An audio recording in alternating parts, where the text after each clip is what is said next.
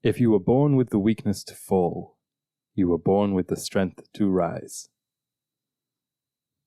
That's it. Hey everyone, welcome back to Soul Scene, the podcast where we imagine a beautiful, sustainable, tactile future, and where Aaron often graces us with elaborate, flowery poems, but today you chose for an idiom? Well, chose is the operative word because I didn't write this poem compared to the usual episodes. This one was composed, sculpted, you might say, from one of the people I wanted to feature today, because today's episode, at least in part, is about people who are able to monetize their internet fame / meminess. And it's everyone's favorite Instagram poet. I think you had one of her books, Milk and Honey? No, I do not have Milk and Honey. Oh. Because I don't really like her poetry. Rupi Kaur, I think is how you pronounce the name. Mm-hmm.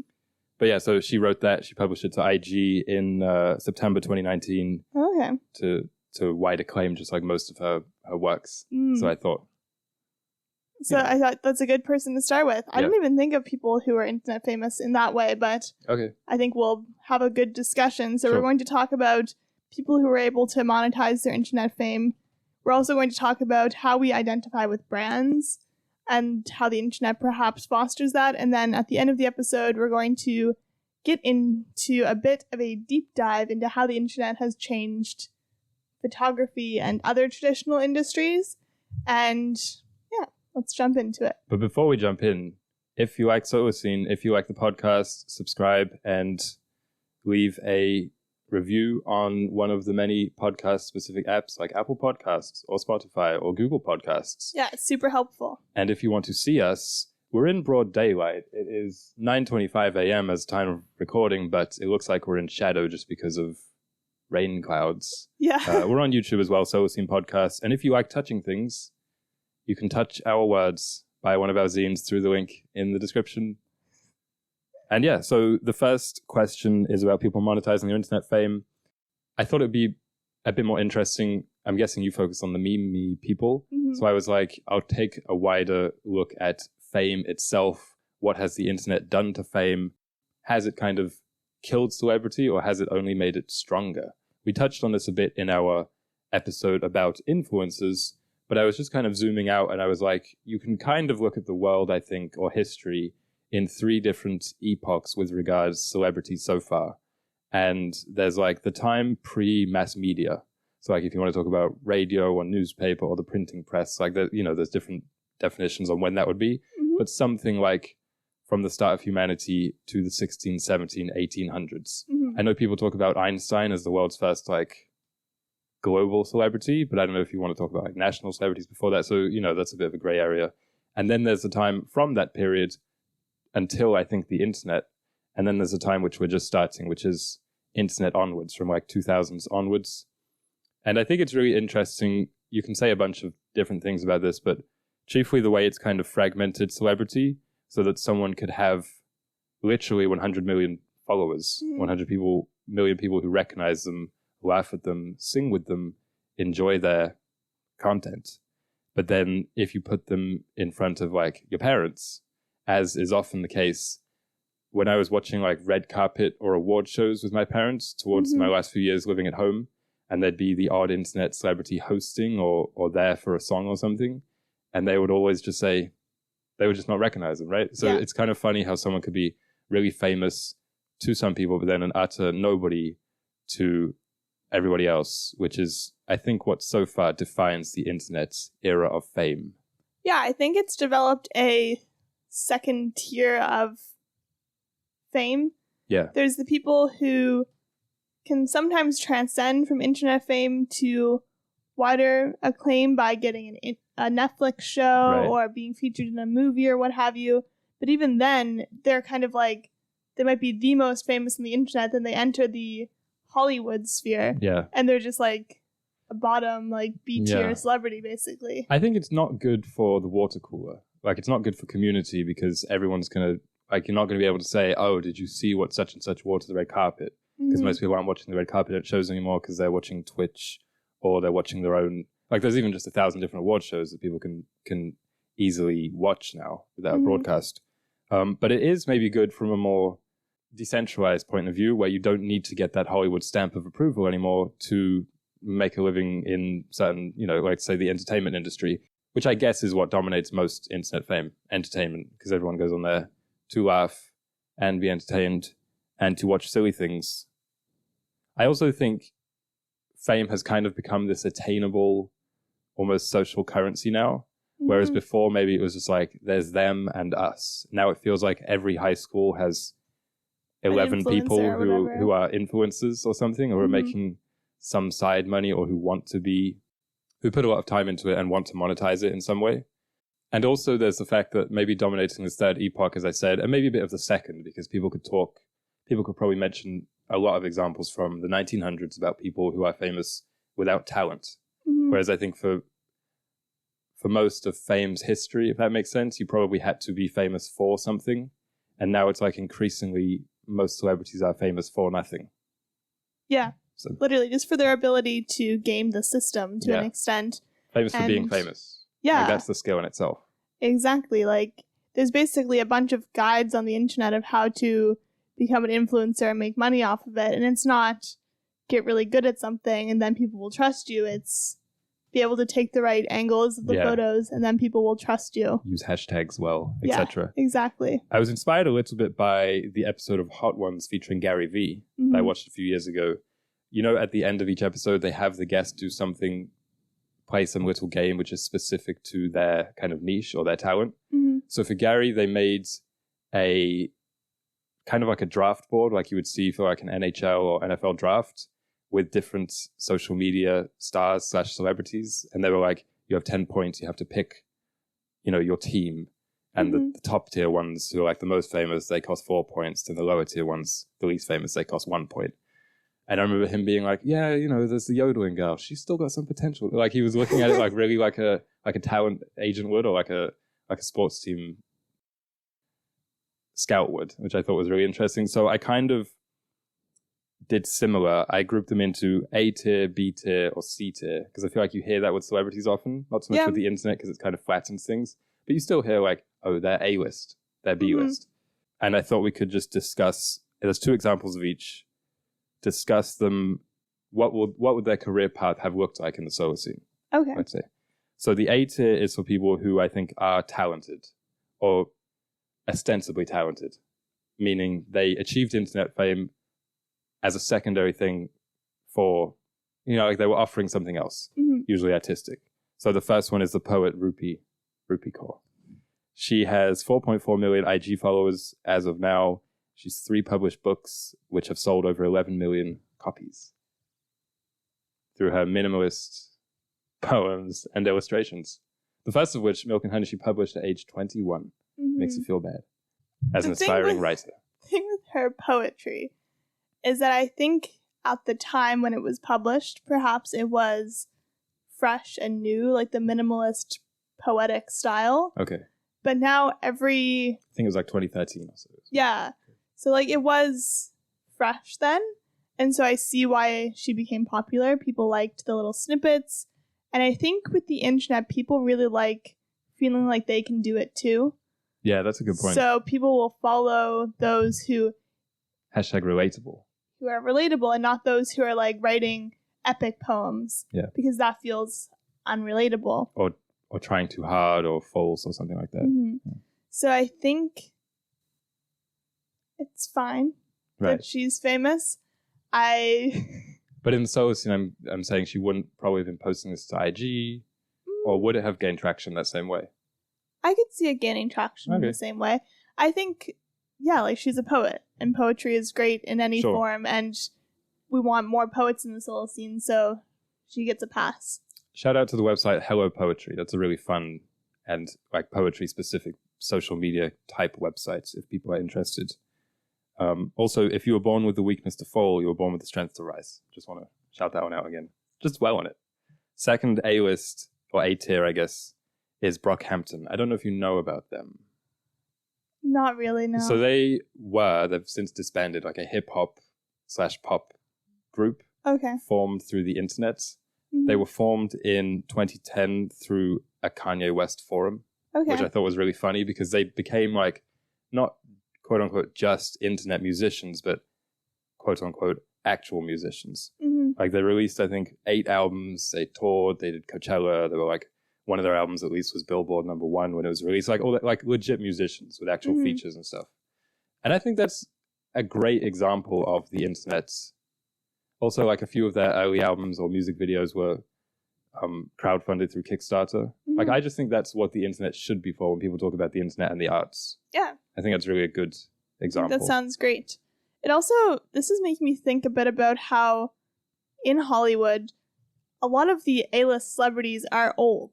Like they're all people who were kind of there before the internet or were there really early internet. I would argue they almost all are. But then the few who have kind of broken through, like Timothée Chalamet or Zendaya, like all of those trendy ones that are probably on the A-list now, I feel like they gained popularity. They were in a few movies and they did well, but then there was like an internet cult that formed around them, which then kind of propelled them up. Yes. So I think they kind of would have been perhaps traditional B-tier celebrities or something, Do you think? Then they were pushed up. I don't know if maybe not. I don't know if it would be that different from like Leonardo DiCaprio. Yeah, I guess it would just be a different way because like Leonardo was probably magazines. The magazines. Yeah, exactly. But I just think it's interesting how the internet was able to do that pretty quickly. It felt like overnight. Well, Zendaya's case especially is fascinating because I'm always interested in, I don't have any of these on the list, but the child stars who aren't that talented, but they just have what I would consider a disproportionate amount of fame through their Instagram followers because they have fans who were kids when they were on either Casey Undercover or The Wizards of Waverly Place, and the fans grow up with them. But it's like, they're not that talented. You know what I mean? It's like, Selena Gomez has too many Instagram followers for what she has actually done as an actor or musician. Yeah.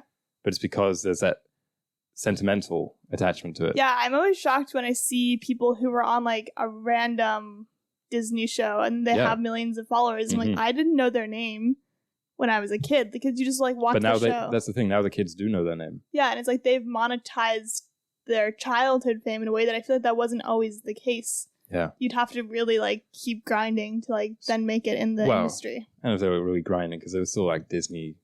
They're still through the machine. Yeah, yeah. But it's that is funny because it's like when you think about the shows that we would have watched as kids, something like Zack and Cody, it's like that came just probably 10 years or 5 years too soon to where like those kids, us watching as kids, would have been allowed Instagram accounts for whatever reason. We would have followed both those twins. And then, you know, like they would be maybe megastars or something like that if they had came out like 10 years later or something. Yeah, for sure. I don't know if that's really the case. But when you think about like Henry Danger, is he big? I don't know. I feel like they would be, is what I'm saying. I feel like they would have a weird amount of Instagram followers. It's true. Anyway, on to the B tier. Emma Chamberlain. These are the people who I think are famous. They're not quite... It's not the case that they are famous for nothing. I'm generously terming it entertainment. Yeah. Which is a big catch-all. I think most people probably fit into this. Like us right now probably fit into this, even though we're not famous. But you know what I mean? Yeah, people who are like formulating ideas. Sure, or expressing them. It can be funny or serious or whatever. Emma Chamberlain, I feel like Liza Koshy is probably in this category. Those who are hosting red carpets. So they kind of pivot it into... Exactly. They're not walking the red carpets because they don't do anything. Yeah. But they're hosting it. She has a podcast. They do their lifestyle YouTube thing. She has a coffee company, I learned. Yeah. Which is apparently quite big. And she has a nice house. That's the only video that I've ever really seen her in. Yeah. Touring at home. She does have a nice house. Yeah. But I feel like these celebrities, they were perhaps a bit earlier onto the internet. Yeah, the other one I had in this tier was PewDiePie. Yeah. So it's kind of like her, but with gaming. And he was at one point the #1 person on YouTube. Since been surpassed by, the #1 like individual on YouTube. Who's the #1 individual now, do you think? I think Mr. Beast. Yeah, Mr. Beast surpassed him. Yeah. But I think he's kind of like the prototype, and maybe Emma is too, I don't know so much, but they pivoted into merch, sponsors. He has a mobile game, so like something relevant to what they were doing. I guess that's kind of like his equivalent of her coffee company, other media appearances, like late night shows and all that kind of stuff. Yeah, and they start kind of probably mingling with A-list celebrities. Like, they're probably invited to parties and stuff. And, yeah, I don't really have too much of an issue with these guys because they make a proper career out of it. And they don't just... I feel like their goal wasn't just to be YouTubers. Like, their goal was to perhaps self-actualize in a way. And I mean, with PewDiePie, we just watched a video last night because we don't watch his videos, but he moved to Japan, so we watched him reviewing Japan. And it felt like he got sucked into a life of YouTube, and that wasn't perhaps his goal. Almost 30 billion views I saw on his Wikipedia. That's how many his YouTube videos have. Yeah. But do you think these people would be in the solo scene? Because do you think there'll be that many people sitting down to watch an Emma Chamberlain video? Will there or won't there? I don't know. I don't know. It's hard to say. There's something about it that's obviously parasocial and ultimately a waste of time. Yeah. But also, if people are genuinely entertained, you know. Yeah. Like, if they're authentically good characters and, like... So subjective. Yeah. No, but, like, that's what it is. It's not like they're trying to be themselves exactly. It's like they're trying to paint a picture, same as any actor is on a sitcom. That's true. I don't see them completely going away. I just think our relationship to them will be different. We'll treat them like people on TV shows, not as like our friends. That's a good point. I think the sitcom thing is a really astute observation, though, like an analogy, because when people sit down to watch the Friends, Seinfeld, The Office, people who are longtime fans of these, they don't quite. It's not like they're watching it for the first time. I mean, I'm talking about the people who watch it for like 7, 8 times. It's a comfort show. Yeah. You're sitting there with Joey and Chandler and Jerry and George. You know what I mean?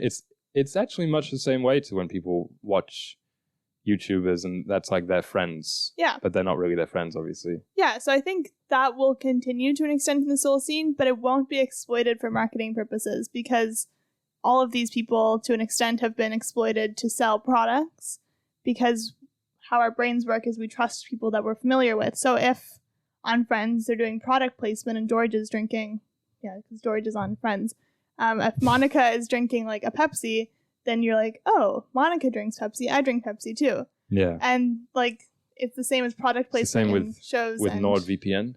Yeah, exactly. Okay. With BetterHelp. The C list. And these are the people who I've just wrote gimmick/meme. And the first one is, I think his name is Kabi Lame, and he's the #1 person on TikTok. He's the one who just like pulls a silly face to react to people doing like crazy life hacks. Yeah, I don't know who that is. You've never seen those? No. It'll be like one of those silly life hack videos that are actually more work than they are. You know, it'll be like, first you wrap the pizza, then you slice it, then you unroll it, and then you eat it. And he'll just be like looking very kind of like plainly at the camera and like doing an actual version of the thing. Yeah. Like just eating a pizza slice. Oh, okay. You've never seen that? I've probably seen a version of it because it's probably been parodied a lot. So anyway, yeah, he has like over 100 million followers on TikTok. Oh, he's the biggest on the platform. He has a Hugo Boss partnership. He's a judge on Italy's Got Talent.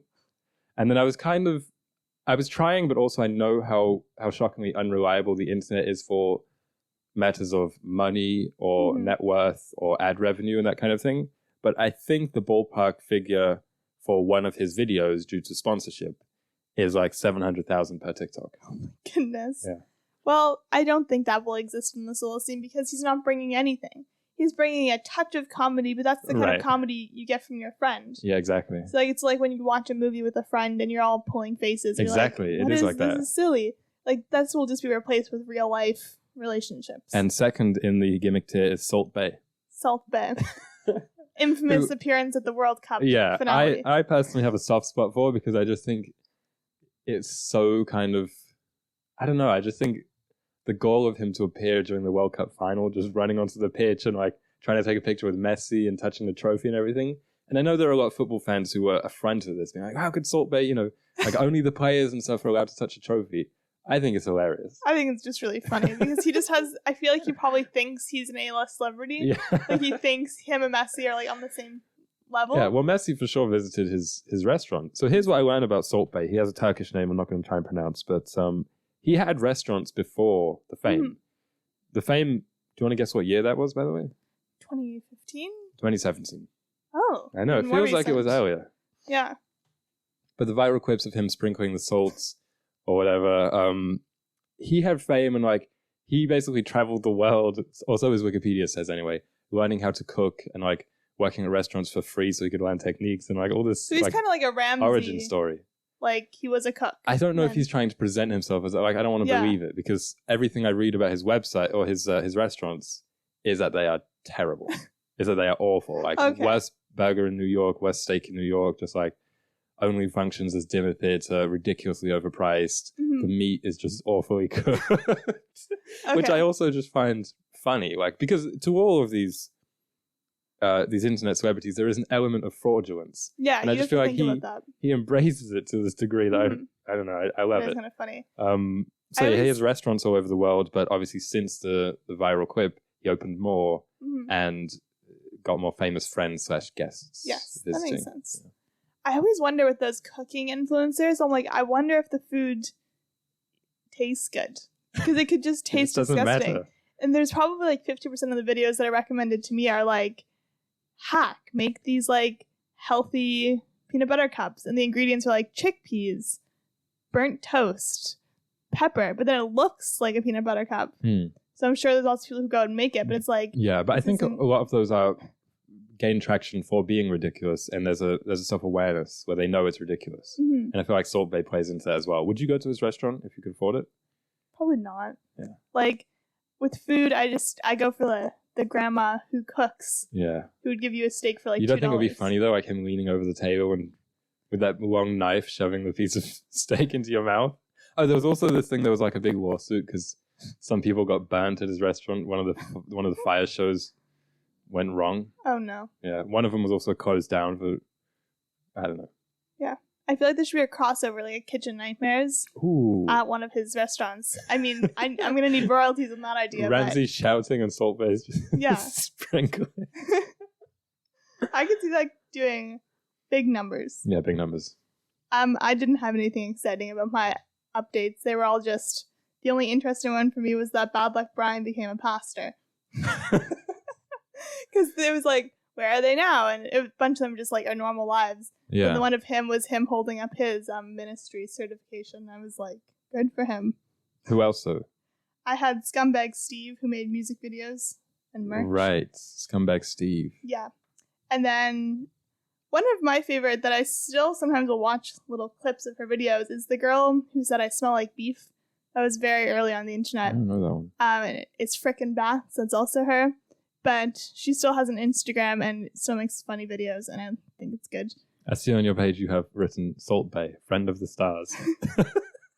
I just assumed you had more information Which I feel like would be the name for his biopic. Yeah, exactly. Salt Bae, friend of the stars. Speaking of these meme people, though, the meme of the week for this week, I challenged myself last week to pick a 2023 one. I think it's really interesting that all the people that we just mentioned, maybe with the exception of the TikToker KB Lame, are all quite old.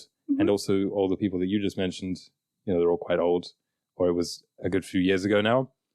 And it was hard for me to find a 2023 meme. Part of the problem is that I'm not on social media now, so I don't kind of see these things as they come and go. And so I have to go to the aggregators / lists, and the Know Your Memes, or the list of like biggest memes of 2023.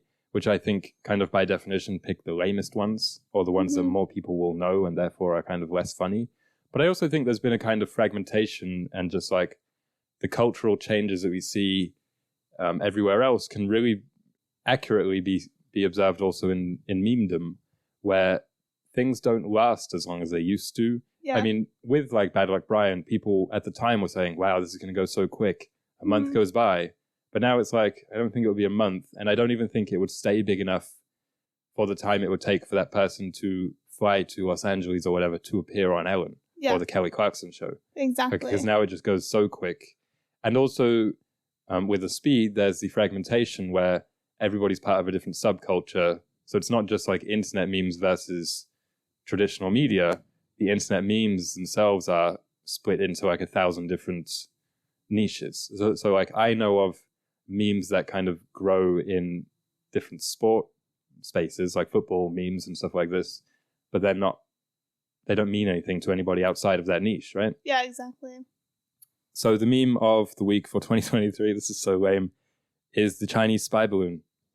Oh, okay. That was a meme. Yeah, it was a meme. People knew about that. That's the thing. Like all the ones that I recognized were just like world news. It'd be like Rihanna's Super Bowl show. And it's like, this wasn't funny though. And that's kind of why I chose this one as well, because it's not funny. None of the ones I read about it were even remotely funny. But it feels like there is an obligation to crack jokes about things. And people say, oh, we're just, that's our trauma. We have to make jokes about it. But it's like, but they're not even funny. Like, it's just this kind of song and dance that people go through every time there's any kind of event. People like one of the memes I wrote down, someone tweeted that got a lot of traction. Hey, did anyone lose a big white balloon? It's just like, it's not funny. None of them are funny. Yeah. But I think that even that is kind of representative. Yeah, there's probably a split. I've heard my sisters talk about the Gen Z sense of humor and that it's very random. Like, it's kind of cheese, what is it? Beef sugar. But like on steroids. Just like really, really random and rapid. And it's like you see it once and you don't remember, but it makes you laugh in the moment is apparently what's trendy. But yeah, the compulsion to meme things. Yeah, exactly. Is pretty serious. I feel like if there was ever a photo, like probably every single photo that comes out of Joe Biden is made into a meme. Yeah. And just hoping something sticks sort of thing. And I did a little bit of reading about meme agents, people who manage meme people. Of course. So, like, manage their careers, but also people who are basically meme librarians who just like churn them out and categorize them and try and make money off of them. Yeah.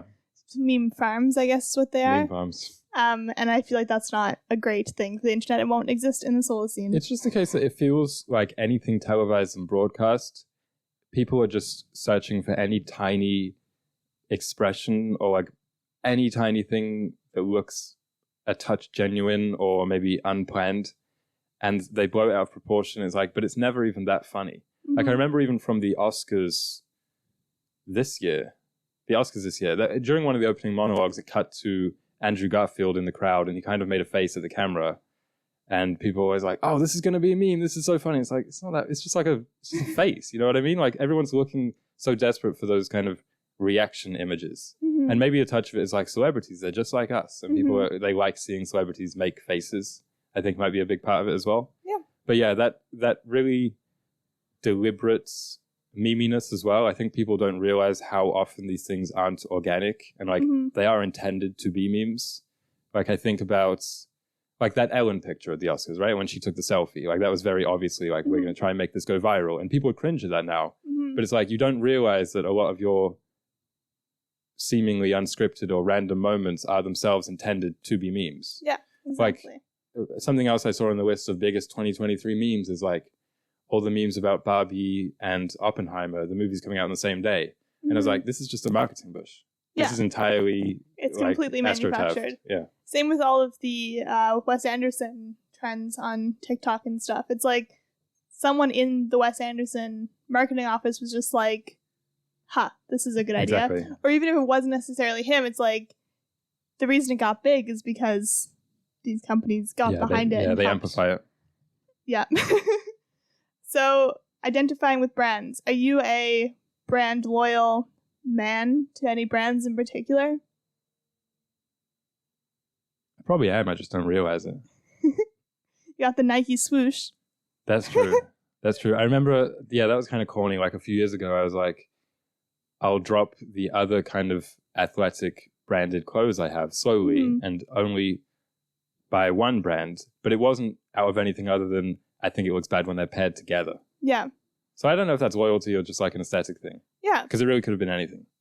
So you could have just chosen one or the other. I do really like the Oxford World Classics, the books. I prefer those to the Penguin ones. So maybe that's maybe that's like the connoisseur's choice of like Mac versus PC. It's Oxford World Classics versus Penguin Classics. Admittedly, I'm a bit more of a Penguin, so maybe someday we're going to have 2 different libraries in our house. 2 different and bookshelves. I'll have all the Penguin ones, and you have all the Oxford ones. Why do you like the Penguin ones? The black covers? I like the black covers. I especially like those like little pocket editions. They're just cute. Okay. But I also like the Penguin. Maybe I will have like framed penguin someday. This is just me. A pet penguin. Yeah. Do you have any brands to which you're loyal? Coke versus Pepsi. No. I feel like this is a generation above us thing. Like, I feel like our parents are always like, my parents are big, like, you can't drink Pepsi in this house. And they're the same, like, that's what I was saying about them posting memes about like Android versus iOS people. I feel like our parents' generation is big into that. Yeah, I'm brand loyal to a few things. Sewing machines. Yeah. I really like Brother sewing machines, cameras, Canon stuff. Yeah, Canon. Why though? I think a I lot think of it it just depends what your first one is. It's compatibility, right? It's the same with the ecosystem. It's like, well, I have with camera, so I have to buy the lenses. So I have to, like... Yeah, exactly. There's also like car people. Yeah. Oh, you can't drive that Chevrolet over here. Get that Toyota out of my yard. This is Ford country. But yeah, it does feel like a generation above us thing. I think, I watched this Hank Green video. I was not seeking it out. It just was like recommended to me, and I was like, oh, this is on topic. So I watched it about brand loyalty and like how we identify with it. And he said there's a few different reasons, and one of them is compatibility. It's just like you get an iPhone, then why would you get a computer that's not going to work with it? So like that's one thing. It's just kind of like ease of use. And Apple does it very obviously deliberately. Yeah. To encourage you to buy those things. Yeah, for sure. And then another part is the marketing of like Apple always branding itself as the sexy like artist, starving artist kind of thing. And then the PCs usually brand themselves as like gamer, coding, like these more intense professional things. Although I do think there's another element which is like there's actually something to it sometimes. Yeah. Like with the cars. I don't know anything about cars.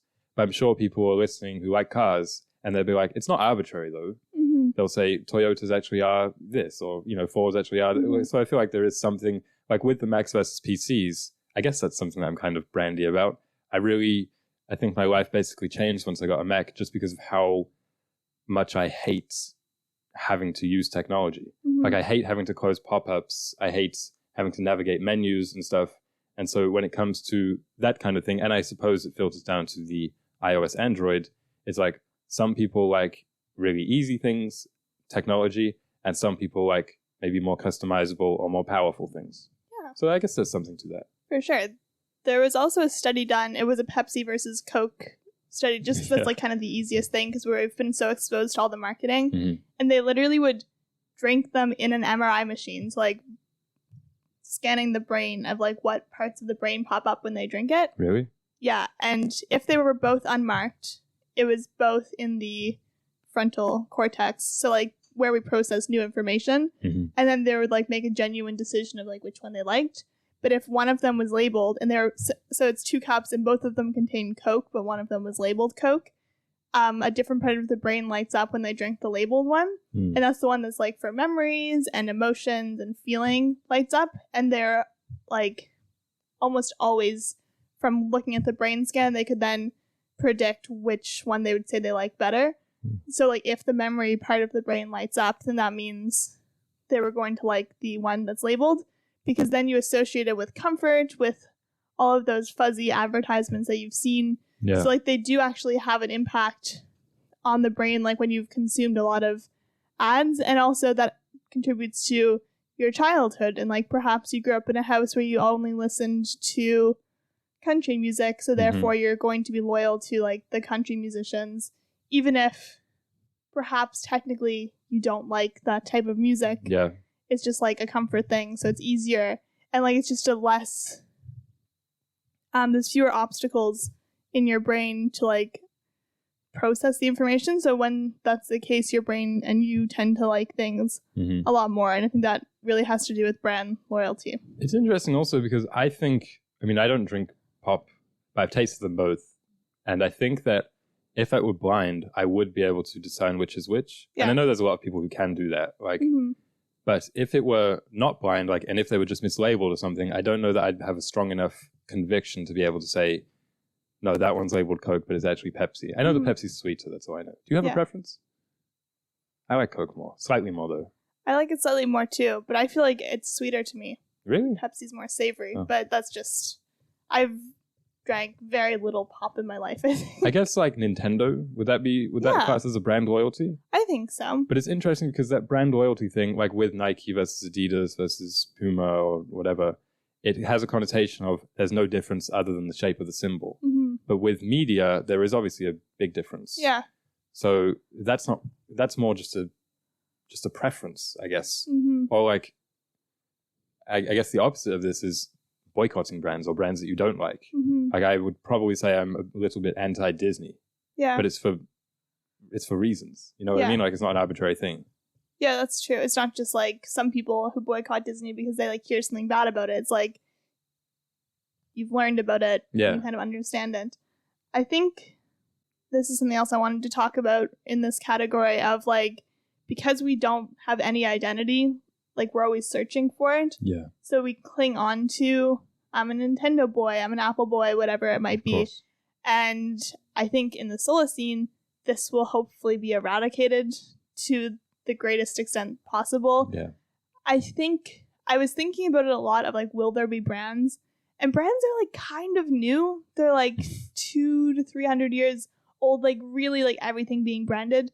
And like obviously kings would brand their livestock or like would brand things, coins with their face on it. So literally it's like, brand them. Yeah, literally. That's like where it comes from.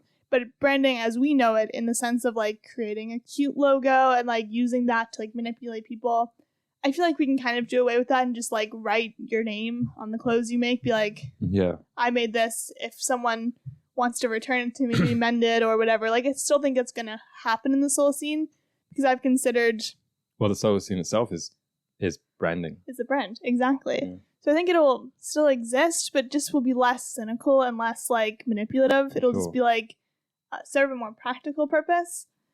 And it's funny also because I do feel like we've reached something of a saturation point where people are deliberately anti-brand now. Well, yeah, that's a really big trend. All the brands that they like either are authentically from kind of pre-brand era. You think about something like John Deere.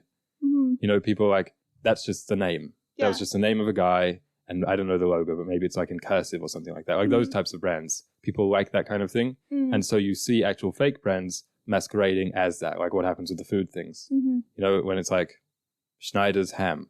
And it's like, I feel like this is fake. I feel like there was no Schneider. Yeah, you do feel that way. But yeah, you're right about identity. We see these things as mirrors. We see ourselves in them, or we try and make ourselves in them, should I say. It's the same as a BuzzFeed quiz. Which Avenger am I? Or horoscopes, or whatever. Like we try and make something of ourselves. And I also think along those lines, it's a subtle thing, but it is there, however kind of sad and small a thing. There is a kind of inbuilt community often.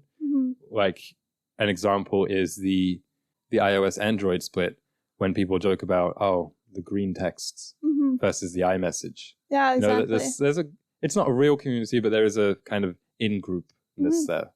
Yeah, like it's super attractive for all these different reasons. Like I feel like when Patagonia was just making its resurgence, if you saw another person with a fleece, it'd be a bit of a fist bump. Yeah, like, exactly. Nice fleece. Yeah.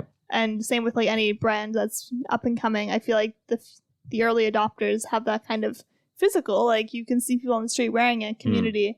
And obviously we'll talk more about this in the fashion semester, but I think the clothing thing is just another episode. Final question of today is just talking about various industries that have changed due to the internet. And what I added was whether or not it's Solacene approved. Okay. So I had 5 different examples. I tried to pick really different ones and also really random ones. So the first one is real estate. And the way that the internet has changed these is obviously real-time updates to listings, social media marketing, which can often also cut out the middleman to an extent. I'm thinking about like rentals, apartments. Sometimes people can just list those themselves. Don't always have to go through an intermediary or whatever. And also the mobileness of it. So there was a stat, it was something like 58% of millennial homeowners found their home on a smartphone. Whoa. Yeah. That feels unnatural. I know. Hey, look at this. Yeah. There's just a tiny picture of a house. Yeah, there's a storefront, I guess, like near where we live that has like literal printouts of the houses that are for sale in the windows. Right. And I always see older people stop and look at them. Yeah. And I'm like, this is just so sweet. Like imagine like they're window shopping for houses, and I mean looking on your phone is just as funny. Yeah, but the thing with the internet, I feel like it makes you less likely to get ripped off.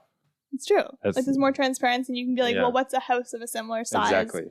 And yeah, I think it's a bit democratizing. It's not the worst thing. Looking for apartments is really a burden. Yeah, It's like so- one of my least favorite things to do. So not in the Solacene, or rather pre-internet, would we just have to use newspapers? Yeah. See, Walk that's- around and see if it says Yeah. for rent or whatever, and then I mean, call the number. It's true, I don't like having to use Kijiji, but I think it's probably better for the consumer. So I think in the Solacene, that's how it will be. Yeah. Trades. I just kind of lump these in together. Yeah, I Your thought plumbing, your carpentry, and what they do with the internet, they buy/sell materials online. Mhm. They are often listed, found, and booked via websites or Facebook pages. Mhm. Like if you needed something, if you needed your roof fixed, the only way I would go about that is looking online. I don't even know how else. you'd ask, I guess. Yeah, Do you know ask. a roof Do person? you know a guy? Mm-hmm. That's probably the way to get a deal. Yeah, exactly. But I think with the internet, you can. I was thinking about trades quite a bit. It used to be you just ask, and then you'd have to kind of go with it, or you'd have to just look in the phone book, and whoever's there is there. Yeah. But now you can kind of browse around a bit more, or you can DIY. That's what I was thinking as well. That 'cause probably has quite an impact. there's all the instructions and the information available online. Mm-hmm. Obviously not for us because we are famously unhandy. Mm-hmm. But for most people, Yes. you can fix your floor on YouTube. Whereas we just turn off our toilet. Turn off the water. If anyone ever visits our house now, the toilet's just off. Like, you have to turn it on. TMI, I think. Maybe, but it's a funny anecdote. Journalism. I think with the internet, there's obviously much more secondhand journalism. Mm-hmm. People just scouring the internet for things to kind of compile or just outright copy. Yeah. Like I was thinking about how many different articles you think were written about that Titanic submarine. Yeah, thousands. Thousands. if And not how many of more. them actually did any asked any questions? Mhm. Like did any actual journalism? 3. 3. And then the rest just all copied off of those Mhm. 3. So Exactly. it's like, this is very, very strange. There's also the fact that these things are distributed online. I couldn't find the number about New York Times online readership versus print, but I'm guessing Mhm. it's bigger online. Yeah. And even the journalism which is done, interviews conducted, etc., are often via Zoom or just email. Mhm. So that's something. Yeah, I was thinking about this a bit the other day of like a desire that it's a new desire to acquire some like journalistic skills, because I feel like university perhaps used to be a bit more about doing actual research, like Mm. going out and doing tests, going out and asking questions and Yeah. stuff. But then our whole experience was just find articles about it. But it's like that's just reducing the quality of the Yeah. original piece. Well, I think that has now moved up to master's work, to postgraduate work, Mhm. whereas it maybe used to be part of the undergrad. Yeah. So the undergrad, I think, has just gone a little bit more baby-fied. hmm But yeah, in the Solacene journalism, I think we've talked about this before, but not so BuzzFeedy? Yeah, Question think mark? that's Even fine. though BuzzFeed News, I think, is actually kind of legitimate, but I don't know. Yeah, it's been legitimized over time Yeah. because they find that they got resources. But I think, yeah, a bit more authentic journalism. And I don't think the democratization of information via Twitter and stuff is like the worst thing in the world. I was No. talking to my friend yesterday about this, and she was kind of lamenting how Twitter is dying, and she was like, really like, because she's from Ukraine, so like she was really like involved in the idea of free information.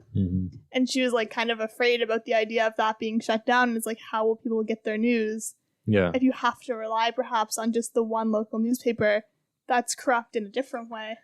Yeah. So, The real-timeness of it is great. yeah. I just think it all comes down to the readership ultimately. It all Mhm. comes down to educating people to spot falsehoods, to hold different different sources accountable when they do make mistakes, rather than just being kind of slippery and being like, oh, well, Yeah. moving on to the next story or whatever. And then fitness/wellness. Yeah. I think YouTube videos have probably changed this a lot. I couldn't find any numbers because the thing is, Corona also messed these industries so much that it's hard to find any pre-internet numbers that aren't just pre-COVID and post-COVID with regard to Mhm. something like gym memberships. But theoretically, I feel like YouTube videos should make more people into fitness, but also the internet makes people more sedentary. So I think this one is kind of a net zero. But then there's Yeah. also the wellness goopness. But I'm not sure if that's internet specific because magazines were also doing crazy diets pre-internet. Mm-hmm.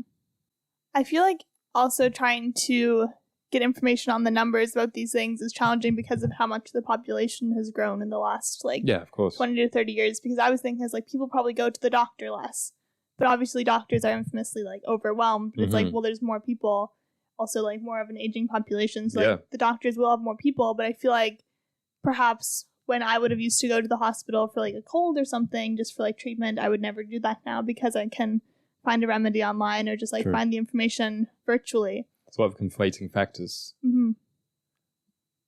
I also feel like with technology, there's this really artificial push to make it big into fitness. Like when we watched the Metaverse keynote, and like 20 minutes of it were just showing people working out with this on. And I was like, this is so... And also with the Apple Fitness, it'll be like your virtual spin class, and there's like a trainer there. I just feel so kind of... It's like, this is not necessary or like beneficial even. Yeah, just a little Solstein recommends go to group exercise classes, sports, whatever, because I've listened to hundreds of hours of Maintenance Phase, the podcast, which is kind of about grifting and real actual ways to be healthy. And they were like, this is just one of the very, very few things that is proven, like actually proven, is that when you work out in community, you're more likely to stick with it and enjoy it and like reap the mental benefits of the exercise, versus doing it in front of your screen is like far less likely to foster those same results. Actually, I did have another Solstein recommends that came to mind. It's the Fall Out Boy cover of We Didn't Start the Fire. I think I'm a couple of weeks late on this, but I saw there was a bit of a controversy or conversation rather about the lyrics that they chose to include or exclude, or the order that they did it, because that song is basically just listing news or notable things from the last 30 years or so. It's a cover of the Billy Joel one from the 80s, I believe. So it's like, what would you include? I thought it sounds like kind of like an English class at the end where it's like, think about, read and reflect. You know what I mean? Like, think about what would your own lyrics be for the last 30 years. Theirs was very America-centric. Is the only thing. So I think like if we did a Solstein one, that would be kind of funny. And then the final industry, comedy. If that's, I guess it's part of the entertainment industry, but the comedy niche specifically. I think aspiring comedians, from what I can tell, they have the same ultimate goal as pre-internet, which is fame and touring and doing shows and maybe having a TV special, but now it's a Netflix special or something. But the journey there is obviously much, much different, because it would start probably not even on YouTube, but on your TikToks, your Instagrams. Yeah, they would just post like funny things and then hopefully get some traction and then move to YouTube and then perhaps be on Ellen or whatever. I feel that it's probably more saturated and probably harder to stand out now, maybe just because everybody's a comedian, like with that hilarious Chinese spy balloon meme that I read out earlier. Hey, did anybody lose a big white balloon? It's just like everybody is kind of trying to be funny on Twitter now. Yeah, and I think the issue with all of these industries, like functioning on the internet, is stealing content. Oh, yeah. So it's like, you asked if I knew that guy who's the most popular on TikTok, and I don't know if I do know him, but I've seen that format hundreds of times. Right. So it's just very hard.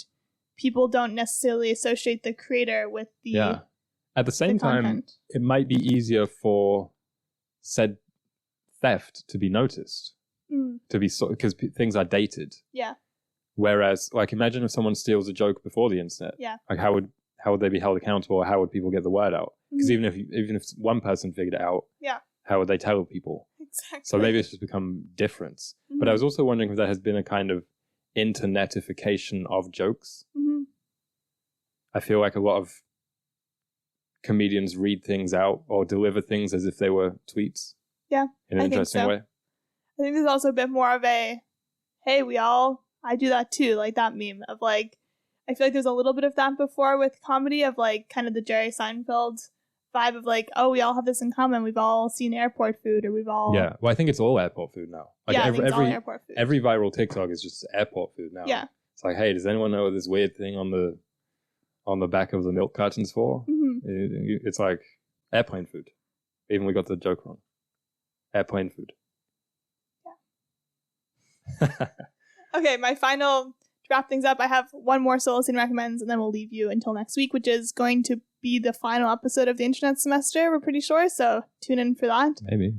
My Solacene recommends is the podcast How to Talk to People, specifically the community design episode, because Aaron didn't listen to that episode. He listened to another one. The thing with me and podcasts, I'll give them one chance. Yeah. I'm not going to listen to one 50-minute episode and then say, but maybe the next one's good.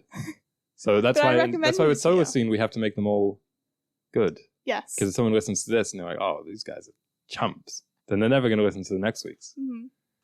But anyway, yeah. Cool. Thanks for listening.